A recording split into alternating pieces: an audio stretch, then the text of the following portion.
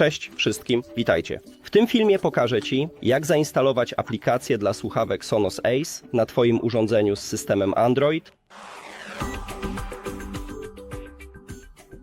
Musisz zacząć od otwarcia sklepu Play. Teraz przejdź do wyszukiwania, kliknij w pole wyszukiwania i napisz SONOS. Teraz szukaj. I powinieneś zainstalować tę aplikację. Słuchawki. Przewiń w dół. Przyjąć. Nie teraz. Kontynuuj. Zezwól. Kontynuuj.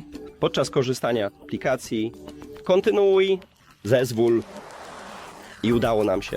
Dziękuję za obejrzenie tego filmu. Jeśli uznałeś to za pomocne, rozważ subskrypcję kanału i zostawienie lajka pod filmem. To dla nas naprawdę ważne. Do zobaczenia później.